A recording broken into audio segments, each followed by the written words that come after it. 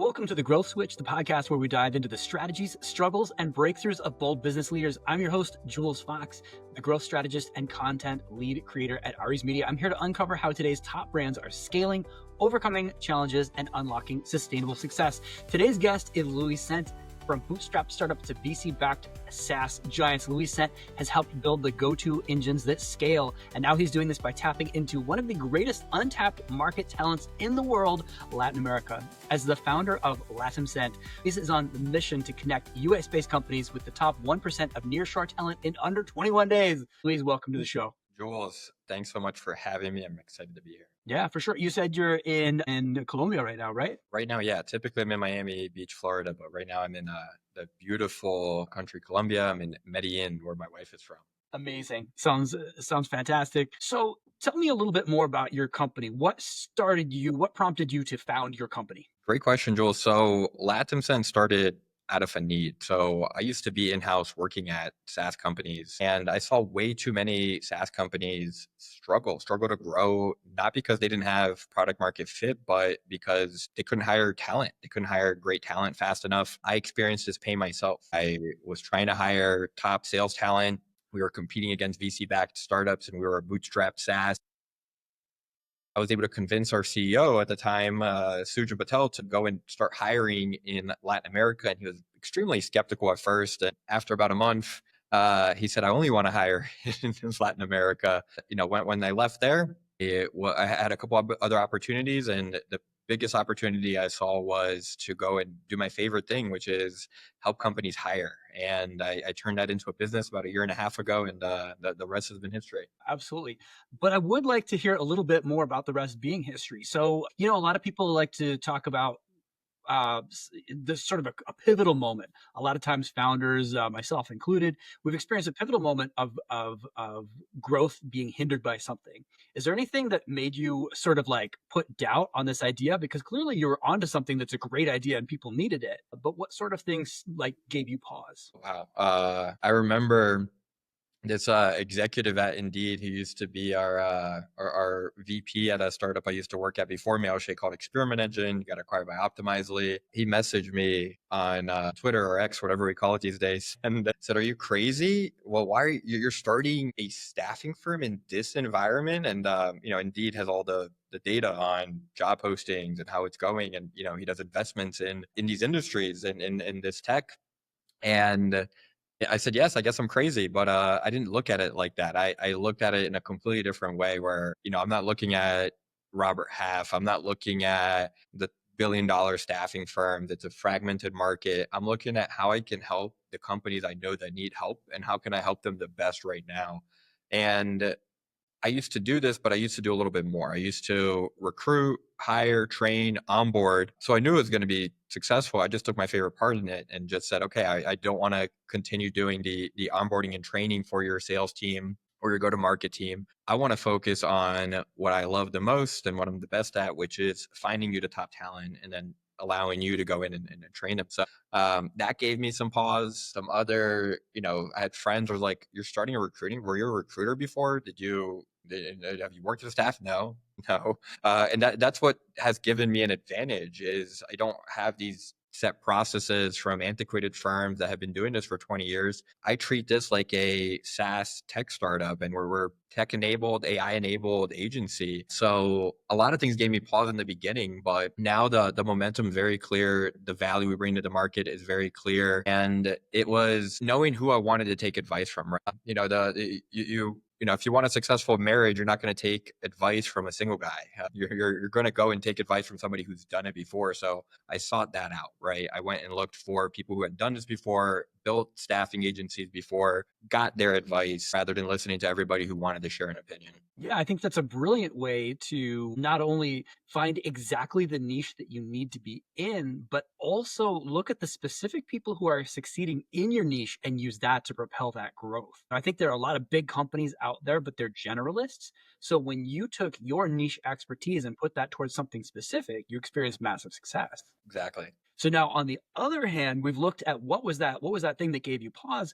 Like, what are some of the big successes that made you realize, yes, this is a great idea? Every client expanding without us having to ask for expansion revenue, right? So again, I'll bring back my days of being in-house at SaaS companies. Okay, how do we increase expansion revenue? How do we upsell? How do we cross-sell? This just came super naturally, right? We started with go-to-market. Our clients, I joke that they get addicted and they just start inventing roles that they never even dreamed of hiring before in the US because it didn't make sense. But then they're asking us, hey, can you recruit an engineer for us? Can you recruit an AI engineer? Can you recruit a bookkeeper, right?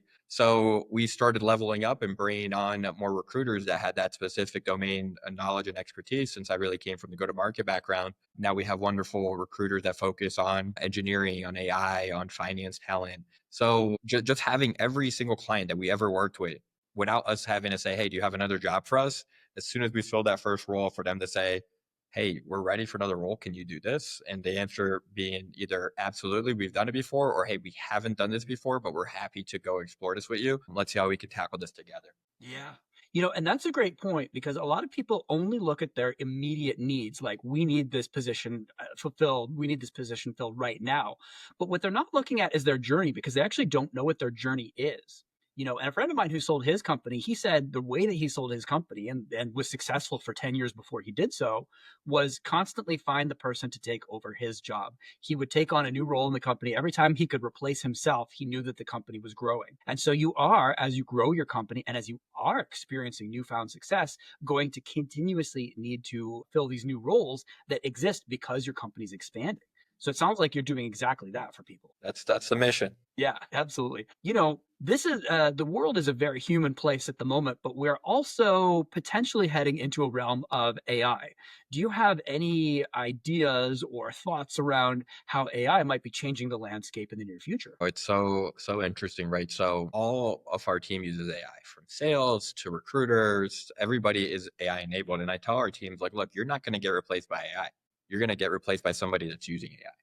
So as long as you're learning AI and you're figuring out how to get better with it and how to use it in every single step of your process, you're going to continue leveling up. Now, I'm a geek and I love looking at new tools. I try not to get distracted by all these shiny objects that we have out there, but I do have some set time on my calendar every month to purposefully play with AI and see how it can be used in the recruiting process, right? So, from looking at candidates' resumes and helping you source to there's now AI interviewers that will do a whole interview for you.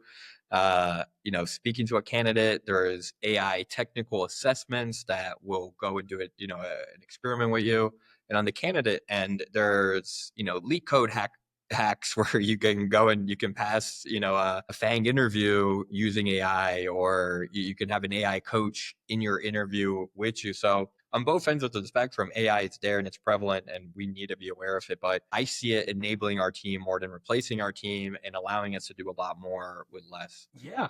And just to piggyback on what you said about playing with AI, a lot of people see AI as something scary. It's coming for your job. It's going to do this. But playing with AI versus like, I need to do AI. I need to learn this type of thing is like, yeah, experiment with it, have fun with it, and just to embrace it and enjoy it.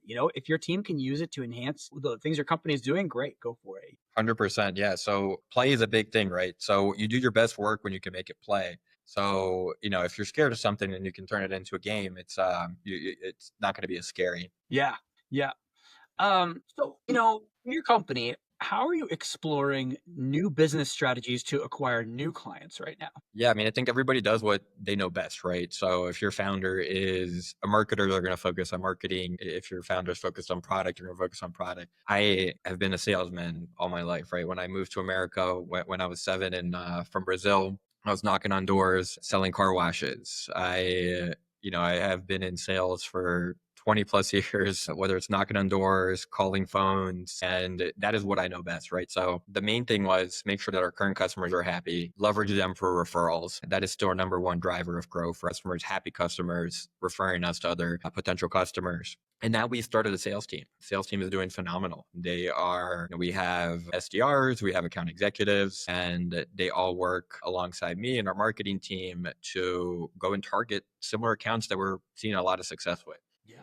Yeah, and being a recruiting agency, you're probably able to take the cream of the crop and take the absolute best candidates and go ahead and bring those people right onto your team. Yeah. Yeah, I joke that we save the best candidates for our clients because they're paying more. But, it's a bad joke. We have a really great recruiting process, right? We have a we follow the Who method. We look at past performance as a top indicator. Go to market recruiters, they do mock cold call role plays, right? So when we're selling SDRs to clients, there's not a single agency I know out there that is going to do a mock cold call role play with your SDR for you, allow you to listen to it before you go and hire them. So, they're constantly leveling up. They're taking sales hiring master classes.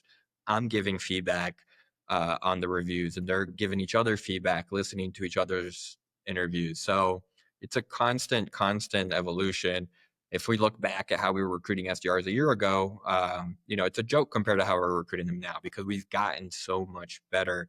And that's where we want to be a year from now, is looking back at, wow, we got so much better than we were a year ago, right? Yeah. Yeah. And being able to, it's almost like a superpower, having the ability to show somebody what a person would actually look like in the role.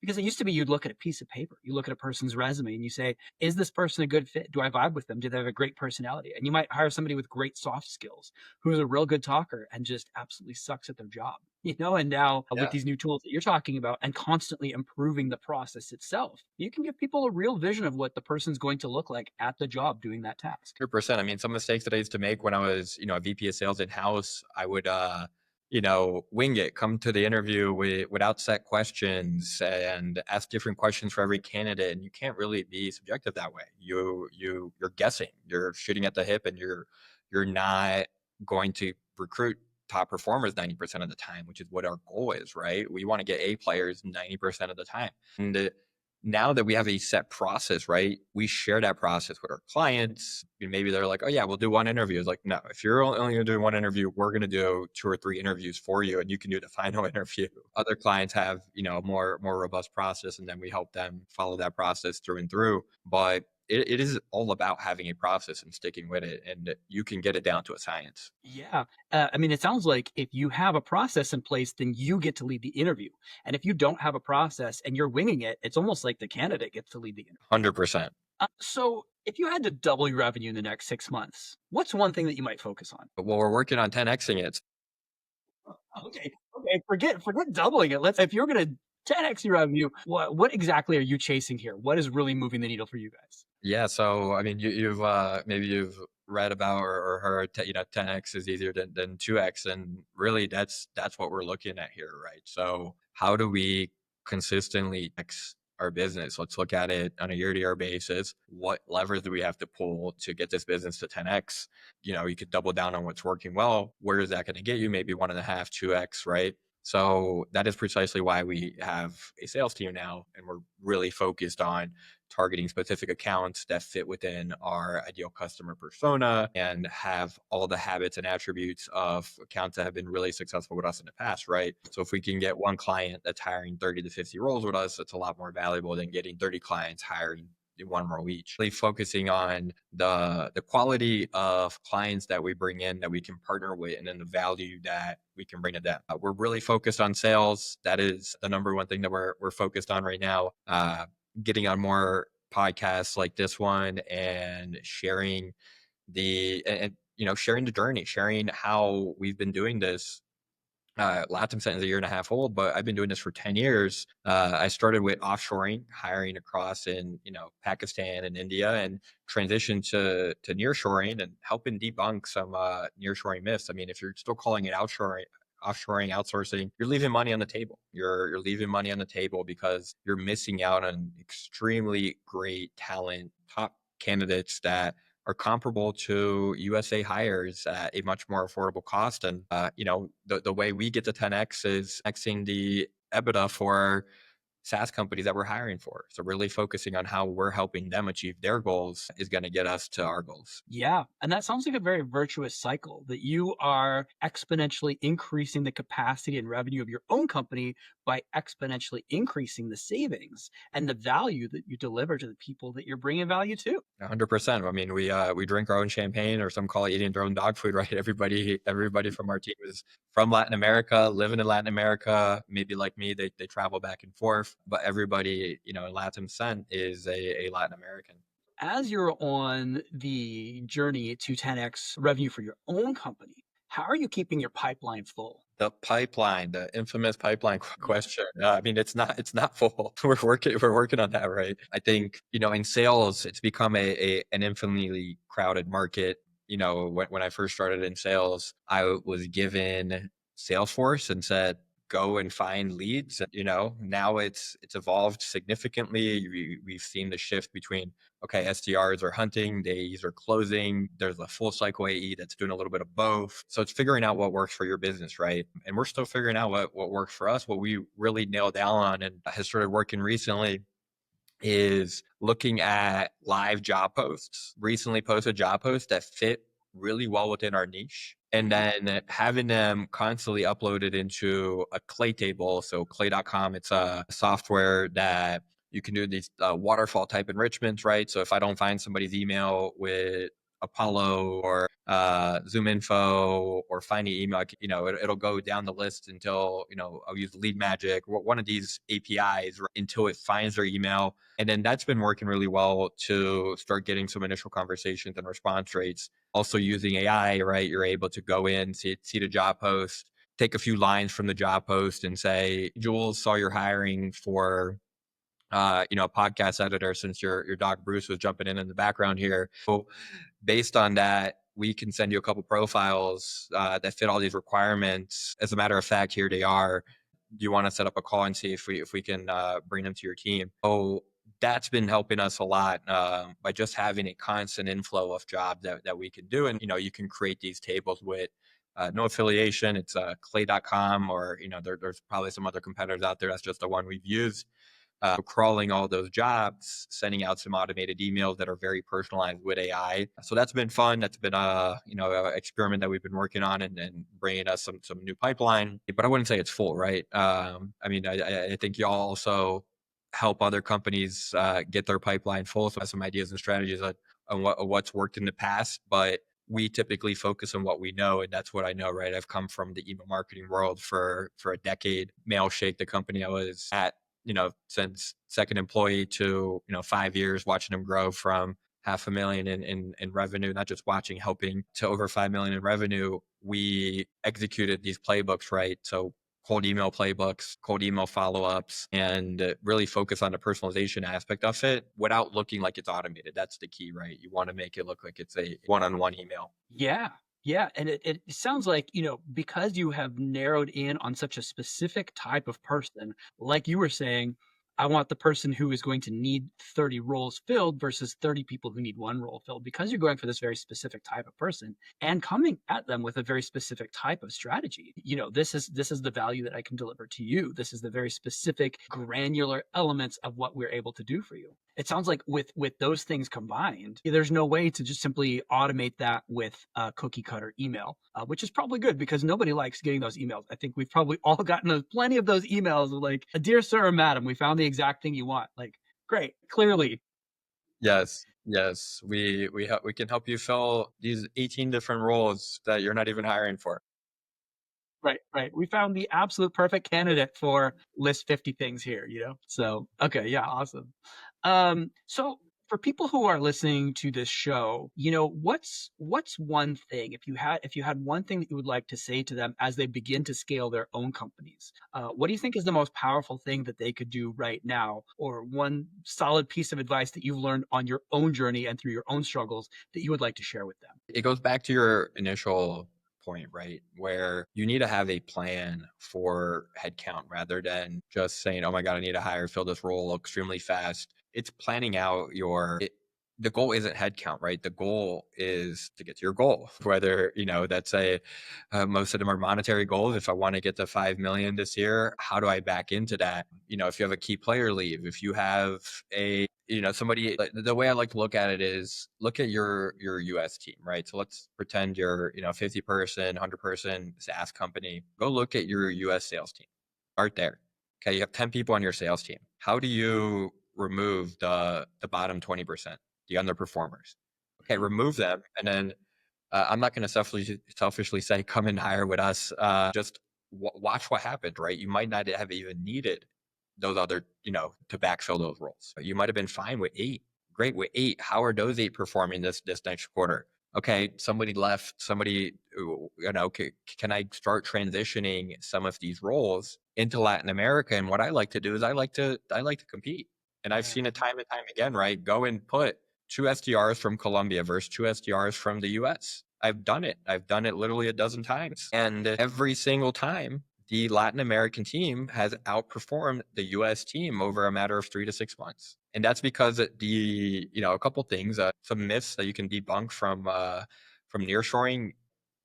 It's just cheaper. That's not the case. Like, if you want the cheapest talent, you're going to go to Pakistan, you're going to go to India. Like, that's where you're going to get the cheapest talent, right? And then when you're hiring, and I have this conversation with clients all the time, it's like, oh wow, like the cost for an SDR here is like, almost like a US based college grad. Sure, it is. But that US based college grad has 0 years of work experience, while this SDR in Colombia has been doing this for 5 to 7 years, is a top performer, and you don't need to go and train. Yeah. I wonder if there's a scrappiness there too, that part of the whole US thing that for many years we've held on to this story is like, hey, we're going to get the thing done no matter what. And in my own experience working with US companies, I don't think there's been a big shift in mentality over the years. We're like, we're going to get this thing done unless it's hard, and then we're going to outsource it.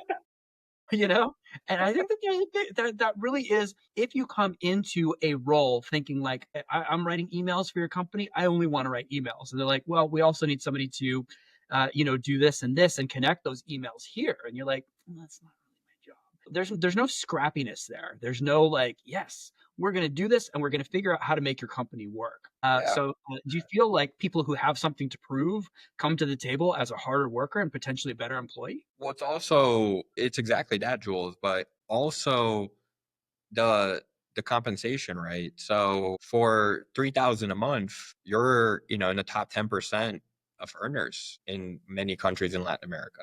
I've had amazing talent tell me, like, I'm earning more this month than my parents are combined this year. When you can make that kind of impact on somebody's life, yes, there's going to be a paramount difference between a U.S. hire that's barely making ends meet, right? 3,000 a month, you can't even get rent in Miami. San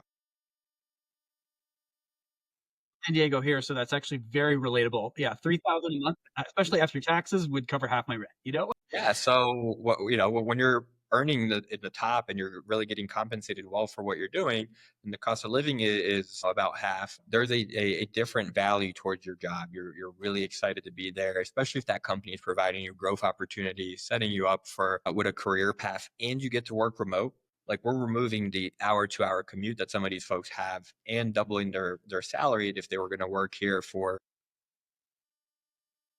a local company. So they get paid in dollar. The currency doesn't devalue as much. Well, I don't know about now, but with all these tariffs in play, but actually it's been beneficial, where the dollar has been a bigger bigger values. The peso was, peso was about 4,000, 4,100. Now it's 43, going up to like 45. So everybody getting paid in dollar here is actually getting a raise, a mini little raise. So it's, and then the inflation is less, the currency devalue is less. So they get really excited for the opportunity. With that, they work harder. Yeah. Yeah, great point. Luis, it's been fantastic having you on the podcast. Really appreciate your time and insight. Definitely a lot of gems in this podcast, and really stoked out there for all of our listeners. Really appreciate your time and expertise. Thank you so much. Pleasure, Jules Fox. Thanks for having me on.